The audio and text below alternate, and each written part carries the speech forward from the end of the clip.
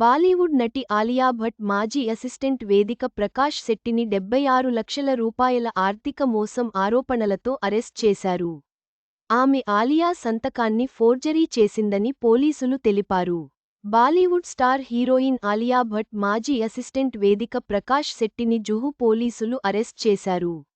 వేదికపై ఆర్థిక మోసం ఆరోపణలతో అదుపులోకి తీసుకున్నట్టు తెలుస్తోంది. ఆలియా, ఆమె production company eternal sunshine productions నుంచి 76 లక్షలకు పైగా డబ్బు దొంగిలించారని ఆరోపణ. వేదికపై ఫిర్యాదు చేసిన దాదాపు 5 నెలల తర్వాత బెంగళూరులో ఆమెను అరెస్ట్ చేశారు. పోలీసులు వెల్లడించిన వివరాల ప్రకారం వేదిక ఆలియా భట్ సంతకాన్ని ఫోర్జరీ కూడా చేసినట్టు ఆరోపణలు ఉన్నాయి.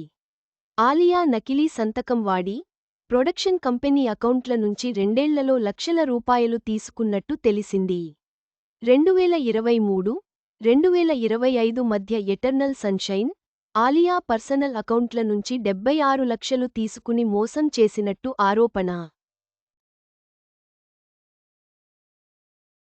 ఆలియా తల్లి, నటి సోనీ రాజ్దాన్ ఫిబ్రవరిలో వేదిక ప్రకాష్ శెట్టిపై ఫిర్యాదు చేశారు.